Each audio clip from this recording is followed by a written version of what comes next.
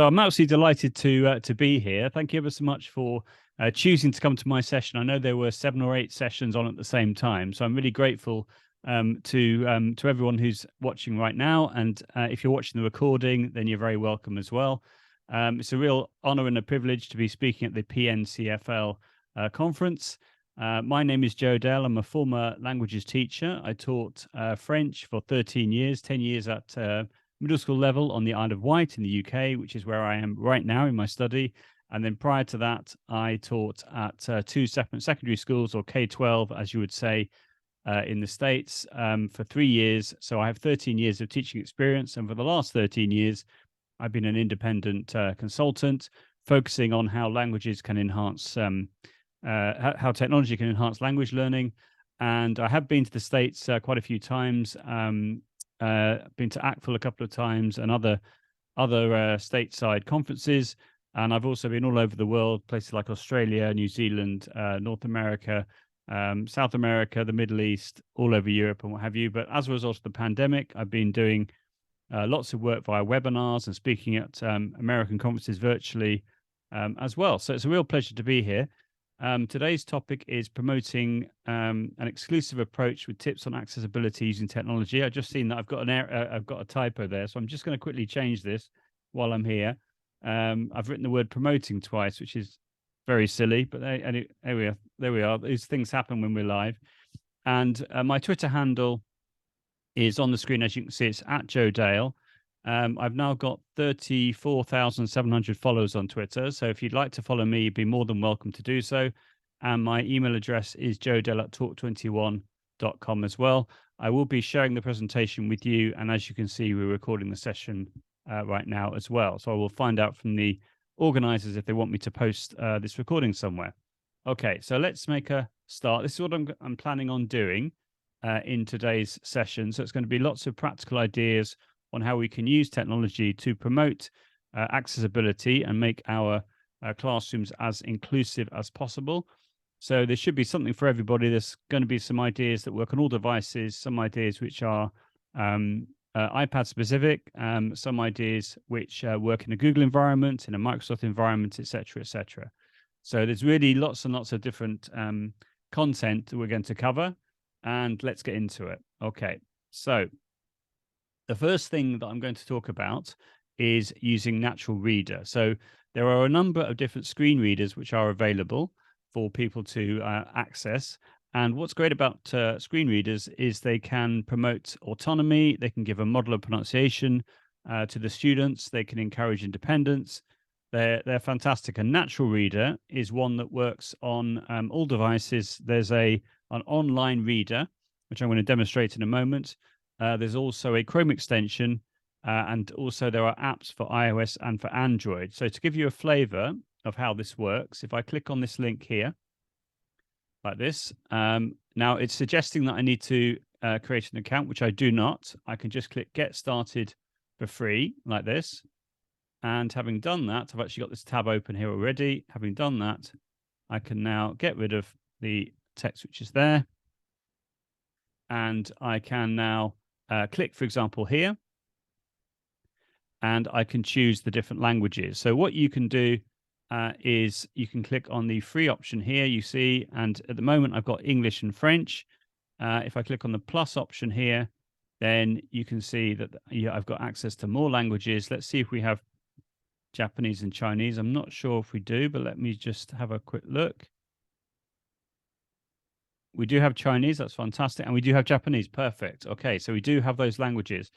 Would one of you want to just pop in the chat just some text, like a paragraph of text, which I can use in a moment. But for now, I'm just going to show you, I'm going to go on to Le Monde like this. So I've got some French text here. So I've got a question as well. Will you share the slides with us? Yes, I will. I will share the slides absolutely with you. That's fine. Okay, so let me just select some text here. As you can see, I'm now going to right-click this text and click copy. I'm now going to go back to here, and I'm going to make sure I've got one of the French voices selected. I've got Paul selected. and I'm going to paste in the text like this. So it would be lovely in a moment if you wanted to, one of you post in a text either in Japanese or in Chinese, and I can use that in a moment. Okay. So this is a text in French, as you can see. I've got the French voice selected, so I now just press play. Avec 3 épisodes de canicule, l'été 2022 est le plus meurtrier depuis 2003. So that is reading the text back to me. It is quite robotic sounding, but it does work. Now I can click here, for example, and I can change the speed. So if I want it to go more quickly, I can just move this up like that, or more slowly, I move it down like this. It does sound a bit odd when you have it very slow. Let's just have a quick La listen. France a enregistré un excès de mortalité de plus de 2000. It does sound a little bit odd. So all of that is completely for free, which is just fantastic. So what that means is you can give the students the opportunity of promoting their independence. They can take any text, copy and paste it into this particular tool, and then have it read back to them. So they can't, well, for free, they can't save the recording or the playback as an MP3 file, but there are ways around that, which I'm going to talk about later on. But that's the basic principle of a screen reader.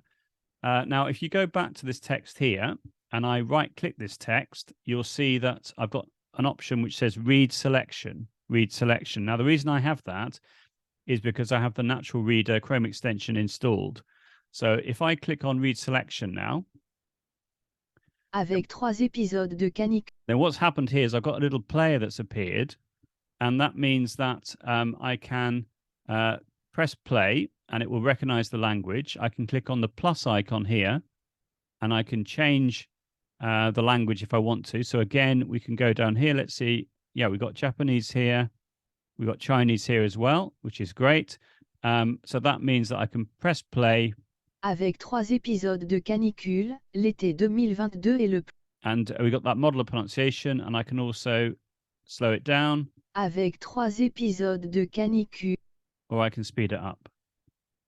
Avec 3 épisodes de canicule, l'été 2000. Okay, so in other words, I can use this as a way of giving my students the opportunity of being more independent. They can do this in class, they could do it at home. It's absolutely fantastic.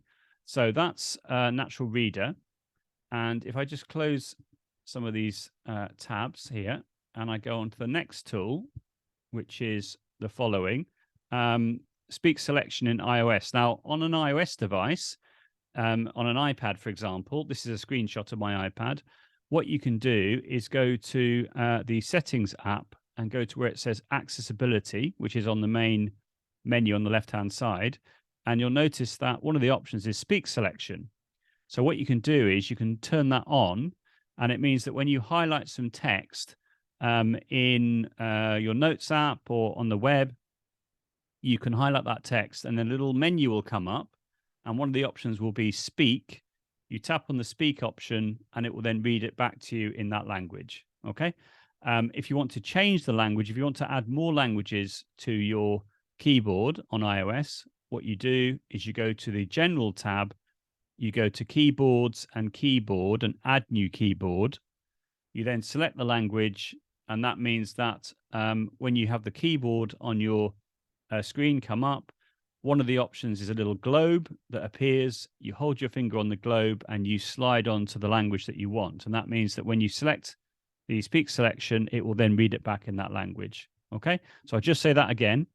You go to the Settings app, you go to General and Keyboards, and then the keyboard option, and then you click on Add Keyboard, and then you choose the language that you want. And once you've done that, on your keyboard, you'll have a globe appearing. You hold your finger down on the globe, and then the different languages will come up that you've selected.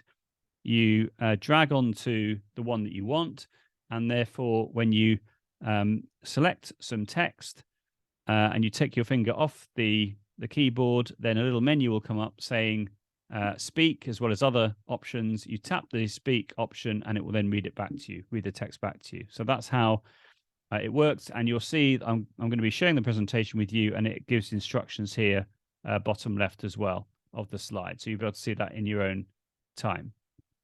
Okay, The next thing we're going to do is have a look at this Chrome extension, which is called Use Immersive Reader on websites.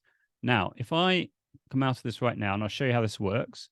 If I go to here again, I could do the same thing that I've done already, but I don't want to do that. What I'd like to do instead is I'd like to click New Chat, and I'm just going to make sure this is still working. This is ChatGPT. There we are. Fantastic.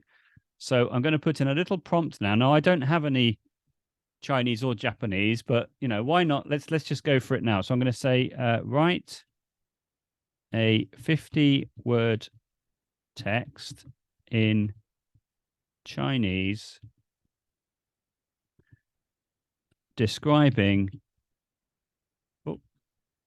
the daily, or let's say the morning routine of Mickey Mouse. Okay.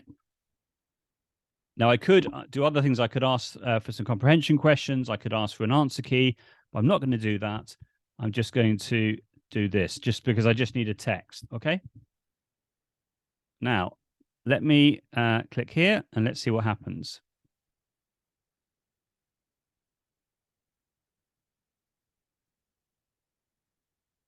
This is the moment of truth. Is it going to do something? There we are. Okay. So can you tell me, Chang, if that is good Chinese? Feel free to. Okay, I'm reading. So, morning routine for making. 起到早晨通常起床时一件事，我会接着他会想早晨。Wow, it's pretty good. Pretty good. Okay, so the reason I did that is because I want to show you this other tool called Use Immersive Reader on websites. Okay, so I'm going to now highlight that text.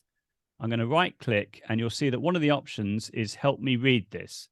Now, the reason it says Help Me Read This is because I have the Chrome extension called Use Immersive Reader on websites installed. So if I click on that right now, what will happen, there we are, is this will now come up, and I will press play. And what should happen is I don't have to check the language. It should recognize the language automatically.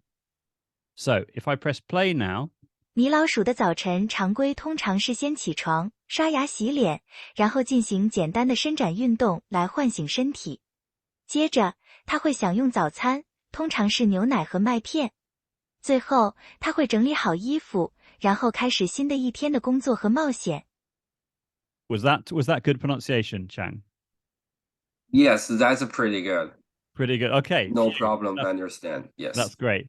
So that's lovely. So now here, if I click here under voice settings, I can click here. I can change it to male or female voice. I can make it slower or fast. I can go like this if I want to, and then we can click again. 米老鼠的早晨常规通常是先起床。 Okay, or I can make it go really slow like this. 起床、刷牙、洗脸，然后进行。 There we are. That probably sounds like the person has been having a few beers, maybe. I don't know. Okay, so once I've done that, I can do it. Now, I've never done this in Chinese or Japanese before. Let's see if it works. So if I click here under text preferences, I get some different options. So, for example, I can change the text size. That's easy, like that. I can change the spacing like this. Can you see? And particularly for dyslexic readers, they might prefer to have the lines spaced out more. So that's really good for accessibility. I can change the font as well if I want to. There we are. Although it's not really changing it particularly. I can change the background color like this. So again, this could be useful. I can click on more colors as well. This could be useful for dyslexic readers. They might find it easier to read a text if it has a certain background. So this one, I'm going to go with yellow. And then here, if I click here, grammar options.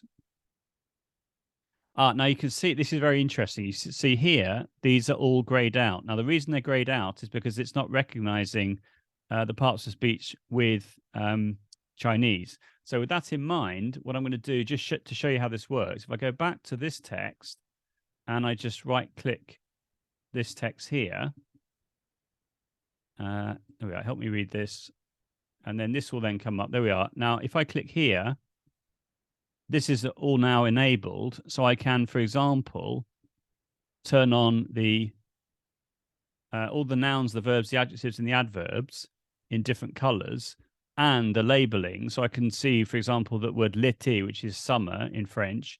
There's a noun above canicule, which means heat wave. There's the noun above that. The verb enregistré, which means recorded. There's a V above that because it's a verb. You can even break it down into different syllables as well, which can help with pronunciation. So that just gives you a flavor of how that works. Now let's go back to here, and let's click here. So again, some of these are not available. So I can click on what's called line focus. This is working fine. So line focus is what we used to do in the old days with a ruler. You'd put the ruler on the paper and then just move it down. But now what we can do, I can see that someone called Carla is joining us. I'll just let Carla in. So as you can see here, we can have one line, we can have 3 lines, or we can have low line focus at all. Hiya, Carla. Nice to see you. That's fantastic. So I'm just going through some different ideas on accessibility and making our classrooms as inclusive as possible. Could you let me know in the chat what languages you speak? At the moment, we have Japanese and Chinese. It'd be lovely to know what languages you teach. Okay, we don't have the picture dictionary here because of the fact that it's not being recognized for some reason, but we can translate this. So if I wanted to translate this, for example, into English, I could choose English United Kingdom because that's where I'm from. And now if I've never done this before in Chinese. Let's see how, okay, so here you can see that it's saying that this is really interesting. Okay, so if I click here, I don't think it's going to give me the picture dictionary, but it is allowing me to translate individual words like this. But if I go to here and I translate the whole document, it will then tell me the whole thing in English, as it were. Okay, so what I did, Carla, is I put in ChatGPT, I asked ChatGPT to write a simple text in Chinese, and then I put this into Immersive Reader to have it read back to me. So just to show you how the picture dictionary works in, say, French, is if I click here, I can then choose a language like, let's go for English. So again, we'll go for English United Kingdom, and the picture dictionary is turned on. So if I click, for example, here, I've got the word in French, France, and in English, France. Okay, with obviously a completely different pronunciation. If I click here, for example, we've got the same. Let's see if we got some image. We should have some images somewhere. Let's have a look. There we are. So I clicked on the word santé, which means public health or health. So I've got the pronunciation, Santé, and the translation, public health, with the pronunciation, and also some images as well. So this is a Chrome extension called Use Immersive Reader on websites, and it's completely free. Immersive Reader comes bundled with tools like Word and PowerPoint. It's officially a Microsoft tool, but this Chrome extension is a way of accessing Immersive Reader completely for free, and it means it works on in Chrome, etc. Okay, so hopefully that's nice and clear on how that works. So I see, Carla, you're teaching Japanese as well. Interesting. Okay, fantastic. So let's carry on. That's perfect. Now, Helperbird is a similar type of tool. So again, if I go here, for example, and I take the text like this, because I have Helperbird installed, which is, again, it's a Chrome extension. I just go to Helperbird, and I've got Immersive Reader here. Now, it so happens that Helperbird also works in Google Docs. So I'm going to take the text that was copied for me by Yoko, which I presume therefore is in Japanese. I'm now going to go to a new tab, and I'm going to go to docs.new like this. Okay, and I'm going to paste in the text like that. There we are. And what I'm going to do, I'm going to show you how you can install Helperbird. So to do that, you click on Extensions, you go to Add-ons, and you go to where it says Get Add-ons. Okay. Having done that, in this box, you put in Helperbird like that. And then this comes up like this. And as you can see, I've already got it installed. So what that means is I can go here, extensions, and I can go down to where it says Helperbird, and I can open Helperbird.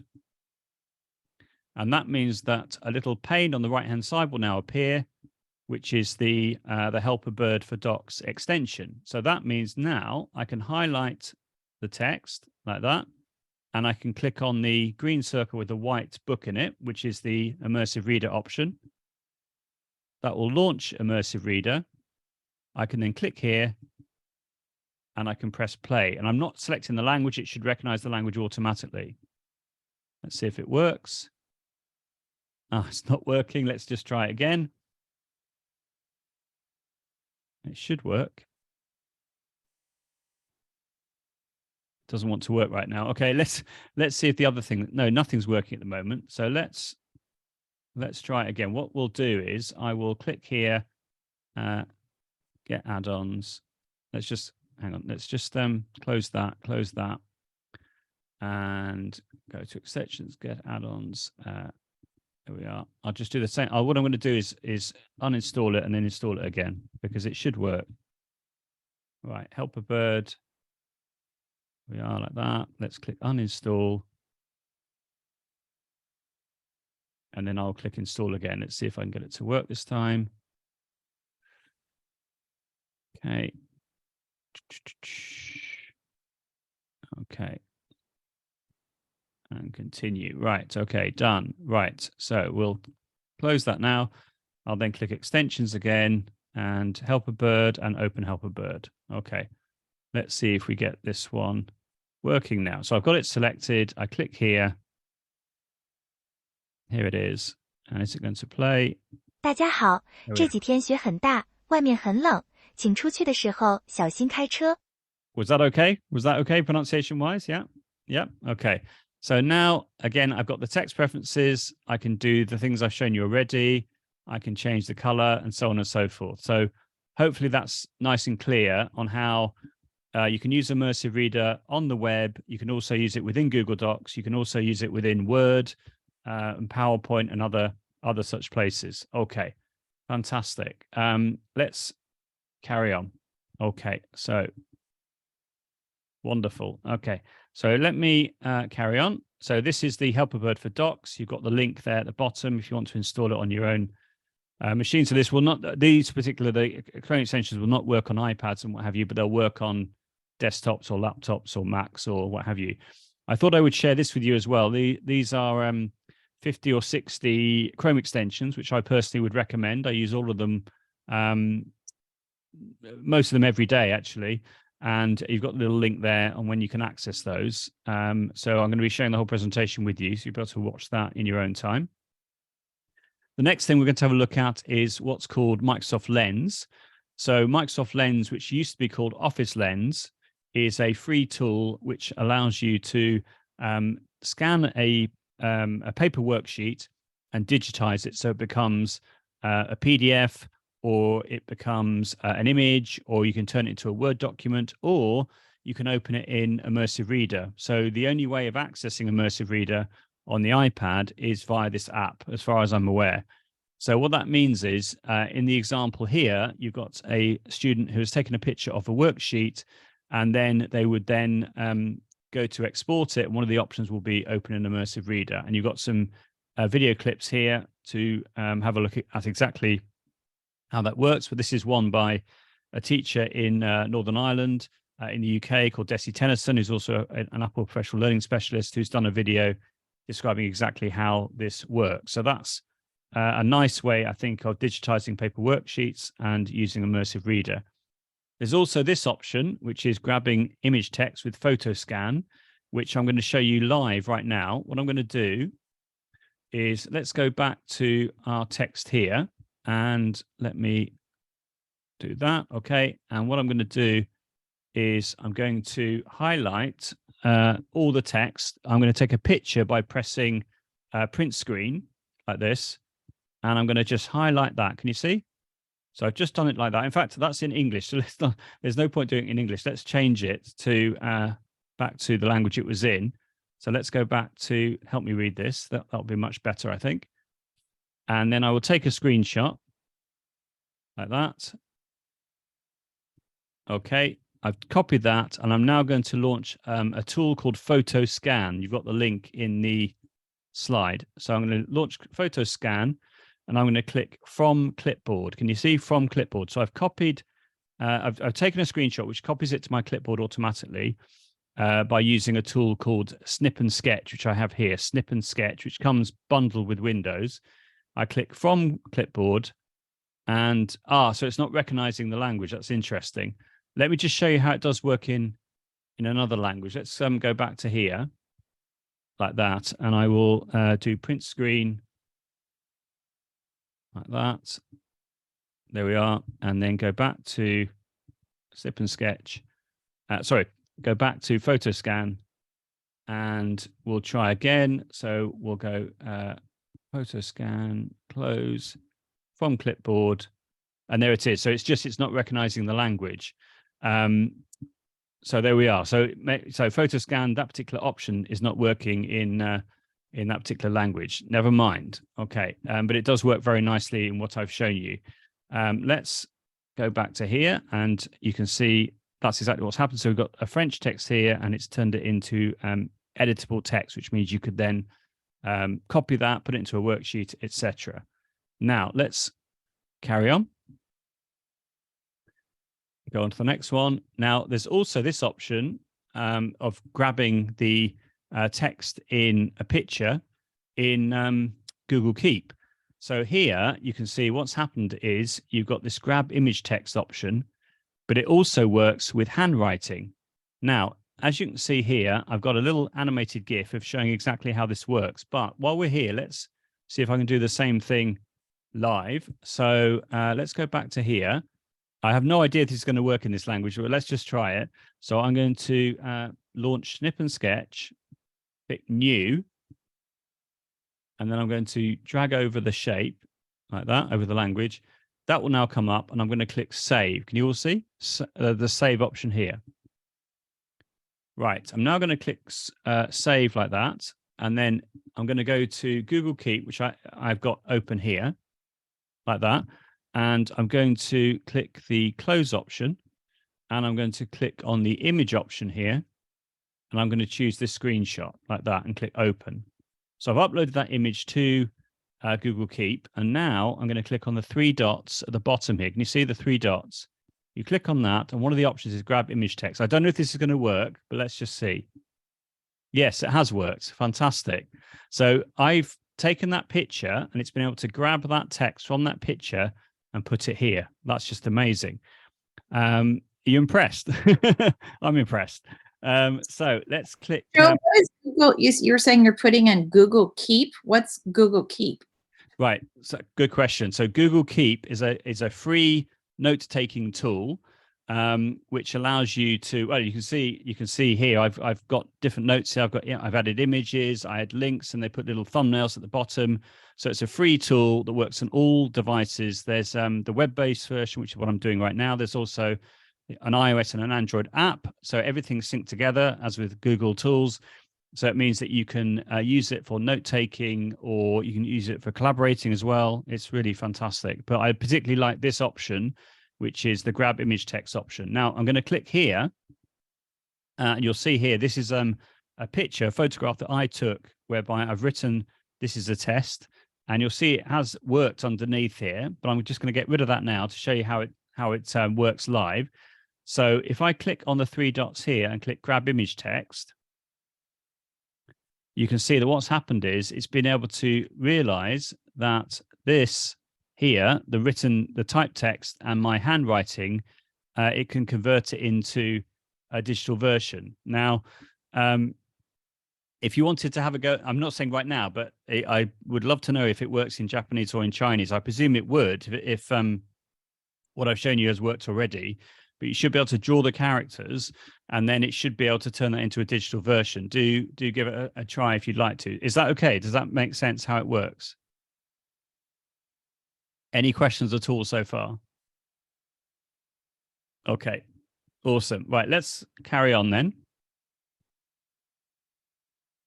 Okay, so let's go on. Right, the next thing I'm going to show you is how you can generate a transcript in Word. Okay, so if I click here and I go to Word, what I can do is I can click on the, here it says dictate. So I can click here and I can click transcribe. Okay, and what's going to happen is it's going to take me, there it's taking me to the previous transcription I was doing. I don't have access to any audio in Japanese or Chinese, so I'm going to do something in French if that's okay, just to show you how it works. Now I'm going to record some audio. I'm going to go to online voice recorder, which is a free website which allows me to record some audio, and I'm going to speak in French, and let's see what happens. Alors maintenant, je parle en français et je vais voir si ça va transcrire mon français on text. Okay, so I've just basically said, now I'm speaking in French, I'm going to transcribe my voice into text and see if it works. So I've now, here I can move this along here if I wanted to. So I changed the start and beginning, the start and the end, I mean. I click save. That's going to allow me to save that to my desktop.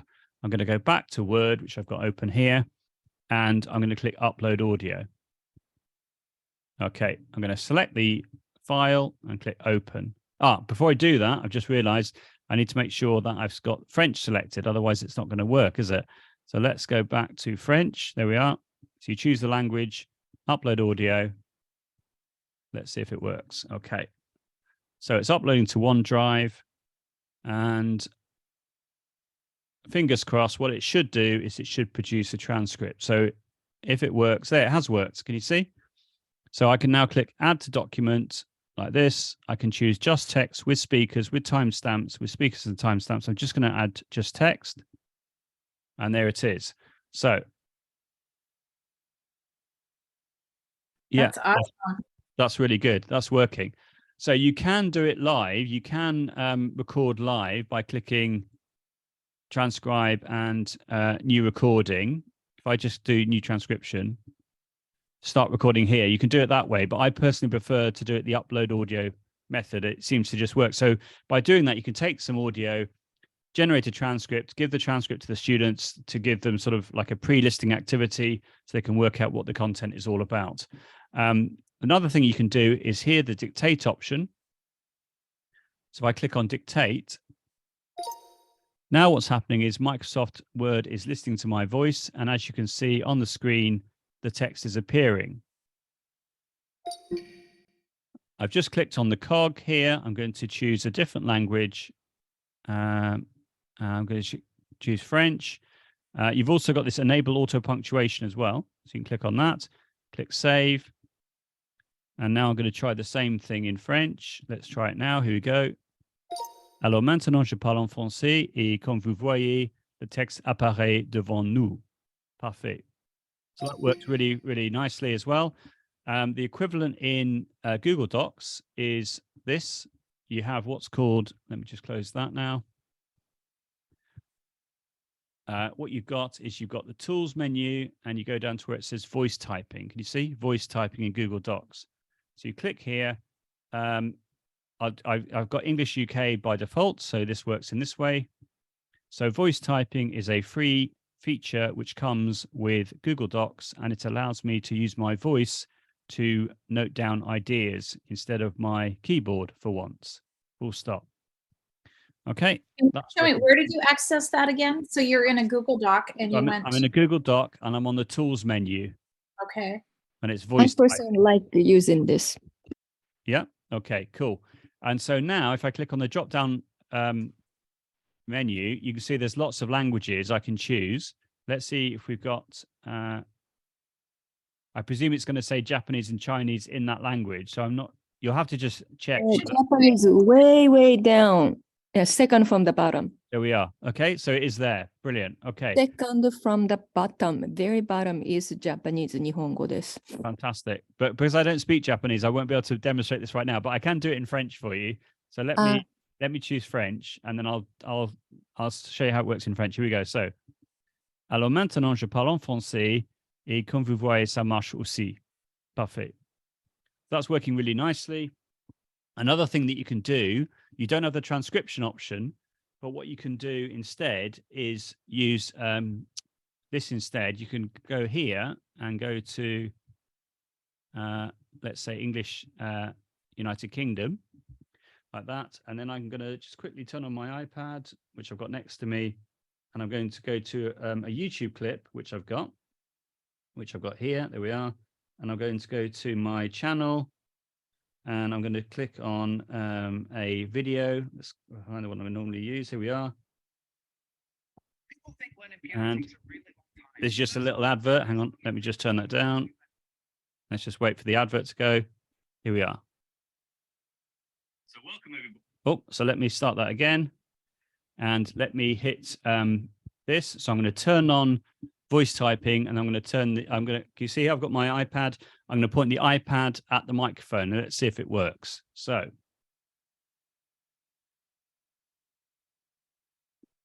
welcome everybody to the latest Jodel webinar. This is the first webinar after everyone is coming back to school or university, so it's really, really exciting.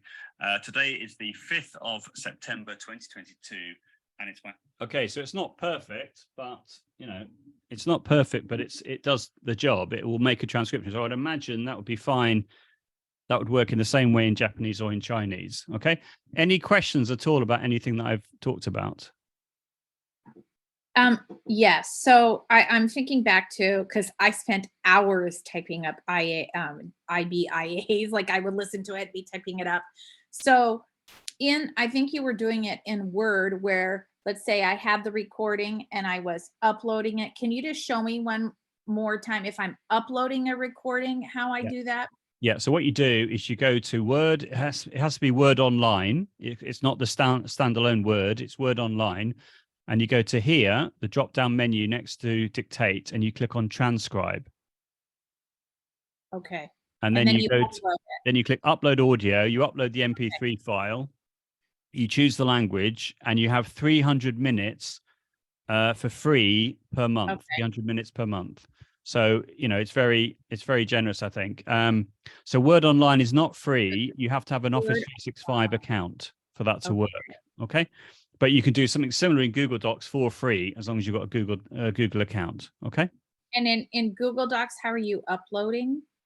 So there's not the possibility of uploading in Google Docs, but you can play the audio source from another device like the iPad I was showing into the microphone and using the voice typing tool. Is that okay? Yeah. Okay. Let's carry on, because there's loads of things I still want to show you. Okay. So that's that one. These are just the instructions on how to do what I've just shown you in Google Docs with voice typing.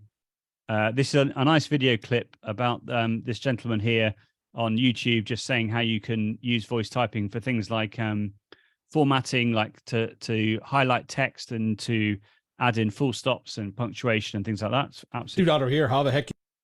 That's really good. This is how you use dictation in Word, that I've just demonstrated. This is amazing as well. So this is with closed captions in Google Slides. So if I just show you live, if I click on the 3 dots here, caption preferences and English only. Now this is only available in English at the moment, but I'm sure they'll add more languages. If I click on English only here, you'll see now what's happening is I'm speaking and the closed captions are appearing underneath like this. And then to stop it, you go back to the 3 dots, caption preferences, and toggle off. Okay. Now, if I go to the next slide, I'm going to show you the equivalent in PowerPoint. I'm going to come out of this right now and go to PowerPoint. And I'm going to go to the slideshow menu. There we are. And I'm going to go to here where it says always use subtitles. So I click here and I've got the spoken language. I'm going to choose English UK. And then I'm going to have the subtitle language. And I'm going to choose, let's have a look. Let's see if it's got, Japanese. Okay. And so now, let me just show you again. I've got the spoken language as English, the subtitle language as Japanese, and I've chosen to have the closed captioning below the slide. So that means now when I run the slideshow, so this is just a blank slide, but obviously it could be a proper slide. I now go down to here, I click on the middle option, the one that's got like a rectangle with a line through it, like that. And I click, got it. And now I'm going to speak in English. And what should be happening is I'm having my voice translated into Japanese with subtitles automatically like this. Now, this is not being recorded because I'd have to use a third-party tool to record the screen, but it is working. Your face is a picture, Yoko. That's lovely. Let me stop, and then let me show you how it works in Chinese. So I'll go back to here. I'll choose Chinese. Shall I go for Chinese simplified or Chinese traditional? Which would you like? Simplified. Simplified. Okay, let's do it now. So now I'm going to, so obviously I could be speaking in French, but I'm going to just keep in English. I'm going to do from current slide. Here we go. And now I'm speaking in English and my voice is being translated automatically into Chinese, and the closed captioning options are appearing underneath the slide. So hopefully that makes sense as well on how that works. So again, for accessibility, it means that you can choose the same language if you want for your spoken language and the subtitle language, or if you have students from other countries, maybe EAL students that need that support, then that would be a really nice idea. Okay. Right. So let me stop that and let me carry on. And the instructions of how to do this are all here as well. You've got the links to the presentation, which I'm going to share with you in a moment. We've only got about 8 minutes to go, so we haven't got lots of time. This is an article around accessibility tools that can support dyslexia, which I'd really recommend having a look at. You've also got closed captioning in OneNote as well. So if you're in a working in a Microsoft environment, then you have that built into OneNote. This is closed captioning in Book Creator, which is very nice. So for example, in Book Creator, let me show you quickly now. I've got Book Creator open right now. So if I go to New Book and Portraits, if you haven't seen Book Creator before, it's completely free to use, in the sense that you can have a free library and you can have up to 40 books in your library for free. There are paid for versions of it, but what I'm going to show you right now is free. So I'm going to click on the plus icon. I'm going to click on camera. I'm going to turn off my camera in Zoom, otherwise it won't work. I'm going to refresh the page. And I'm just going to, there we are. I'm going to click plus and camera. And I'm going to now record some video like this. Here we go. So adding closed captioning into Book Creator is really easy. Look, there they are. Okay, so I've just done that now. I click use video. Again, I could do this in different languages. Let me turn that video back on. But for now, I'm just doing this in English. So what's happening right now is it's loading up the video. And once it's finished rendering, which shouldn't take too long, I'm hoping, I'll be able to click on the video, click on the eye icon, and then enable captioning. There we are. So I click on that right now. I click the eye icon top right, and I select where it says add captions. This thing comes up. It's got my language here, but I've got all these other languages I can choose from. And I click generate automatically. So what that will then do is it will generate the captioning underneath my video, which should appear in a moment. It does take about a minute. So we've got plenty of time, at least 6 minutes to go. So that's good. Does it put in punctuation? That's a very good question. I don't think it does. I think you have to go back and in say Google Docs, you can say full stop or period, and it will add those. Now it has got some punctuation. And that's a really good question, actually. Right, adding closed captioning into, so I can change things if I want to. I can add in this sort of thing. It has got a full stop there, so that's good. And then there it is. And if I click done now and press play, adding closed captioning into Book Creator is really easy. Look, there they are. Okay, so officially it should have been, if I click here again, add captions, it should be, anyway, I should have put a full stop in, I think, after Book Creator. But yeah, you might have to do that manually, but it does. But you could edit it. You could edit it like you're doing right now. Yeah, you can edit it, absolutely. So that's how that one works. There's a few other things which you can do as well, but I'm sort of running out of time. There's a few other things I wanted to Can you give me 30 seconds on when you use Book Creator? I don't know Book Creator. So Book Creator, you would use it as a way of creating an ebook full of multimedia content. So you can add videos, images, text, drawings, and you can generate a code. You can give the code to the students. They use the code, and then their book automatically appears in your library. But if you go onto YouTube and do a search for Book Creator tutorial, you'll find lots of guidance on that. That's fine, no problem at all. So this again, you've got a little book here called Supporting Language Learners. You've got some other ideas with Book Creator. In Flip, or which used to be called Flipgrid, you can also add closed captions in the videos as well, which is very nice. I don't know if you know Flip, but that's very nice as well. Here are some more accessibility features that you have in Flip, which I've got listed here. Don't forget, I'm going to be sharing the whole presentation with you. This is a video that I did for the National Foreign Language Center in the States earlier on this year. Last year, I mean. So you can watch that back with the pause button. And then there we are. And then just to finish off with, I'll just show you some quick free to text speech tools. So you've got the links down here. But all you do essentially is you put the text into the gray box, press play, and it will then give you a voice back, which you can then download as an MP3 file. So a little bit like Immersive Reader, but you can actually download it and have it separately. So there's this one, text to voice. There's this one as well, which is from text to speech. You've then got this one, Voice Maker. That's my favorite one. That's the most natural sounding one, I think. You're quite limited with what you can do with the free version, but it does work. And this is another idea of using what's called Chrome Audio Capture, which is a Chrome extension, which will record any audio that plays in your browser. So you could be playing back the audio in Immersive Reader and capturing the audio in real time and then downloading that as an MP3 file. Again, that would sound good because the voice in Immersive Reader is good. Here's a video clip by a lady called Alison Woodrow for the company that I can't remember the company she worked for right now, but anyway, Text Help. That's right. She works for a company called Text Help and gives you more ideas around accessibility, which you can have a look at. And also, if you're interested in me sort of doing a further session with you, do let me know. Here are 18 example sessions that you can have a look at, and you can sort of cherry pick the things you particularly like. That would be amazing if you wanted to book me to do a webinar from the UK with you in the States. I've done lots of them in the past, so that would be great. And there we are. And this is the presentation. So I'll give you the presentation in the chat.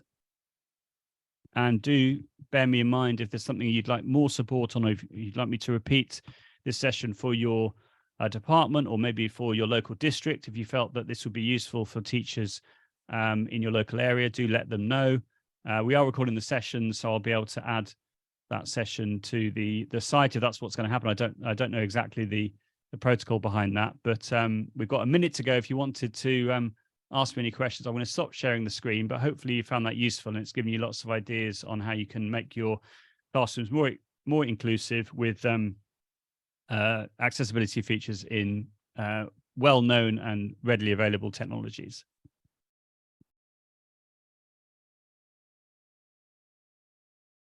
So feel free to ask me any questions if you would like right now. Yeah, I feel, Joe, I feel like thank you so much for teaching us those tools. I think I need some practice. Of course. By following your slides, I think I'll go to play some. Yeah, I think for language teaching, it's really helpful for the students, who's struggling, especially, right? Yeah. Thank you. Thank you for the feedback. That was exactly what I was trying to exemplify and to show. That's lovely. Yeah. Carla, you look like you had a question. You're muted at the minute. You're still muted.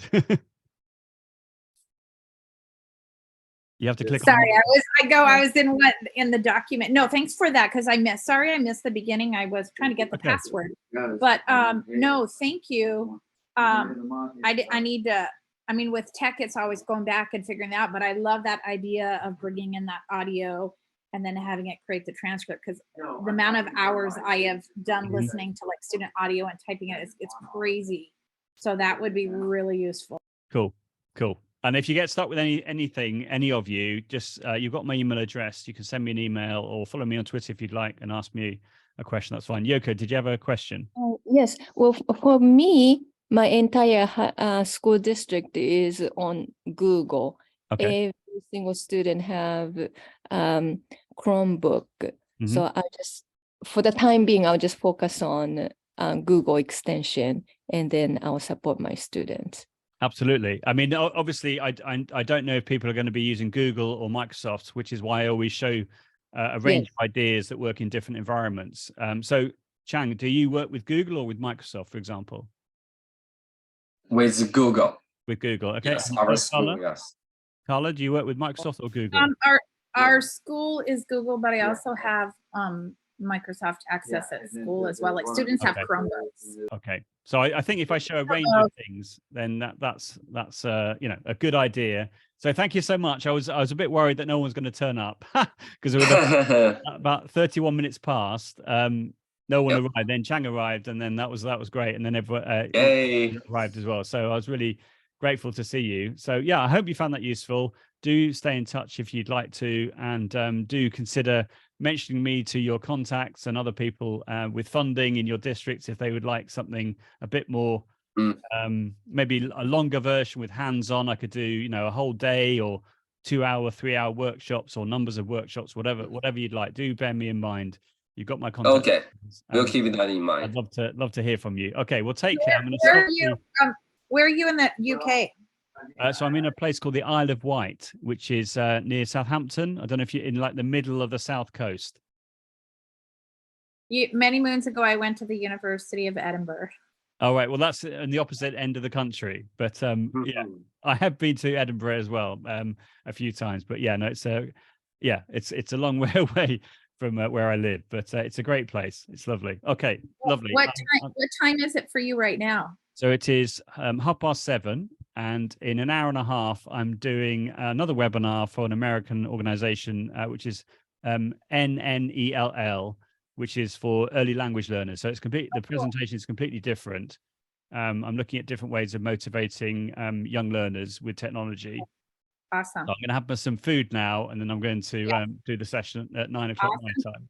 Thank you so much. So lovely to meet you all. Really fantastic. Take care, and bye for now. Bye-bye. Yes, bye-bye now.